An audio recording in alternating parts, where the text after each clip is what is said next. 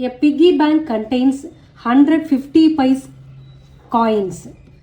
150 pice.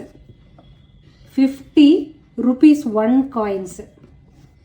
20 rupees 2 coins. And 10 rupees 5 coins. If it is equally likely that one of the coins will fall out when the bank is turned upside down, what is the probability that the coin will be a 50 pice coin? 50 pice coin இருக்கிறதுக்கு probability என்னன்னு கண்டுபிடிக்கணும். ஒவ்வொரு ரூபீஸ்லயும் இவ்வளோ coins இருக்குன்னு கொடுத்துருக்காங்க. So total number of coins that is all possible outcome என்னன்றதை பார்த்துருவோம். 100, 150, 170, 180. So all possible outcomes equal to total number of coins equal to 180. 50 pice coin இருக்கிறதுக்கு probability என்ன?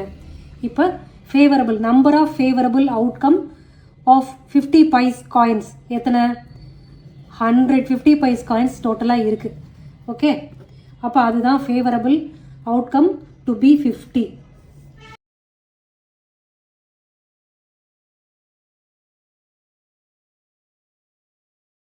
will not be a 5 rupees coin கொடுத்துருக்காங்க. அப்போ 5 rupees காயினாக இருக்கிறதுக்கான probability என்ன? Favourable outcome என்ன? 5 rupees coin 10 இருக்கு. அப்போ favourable outcome of 5 rupees is 10.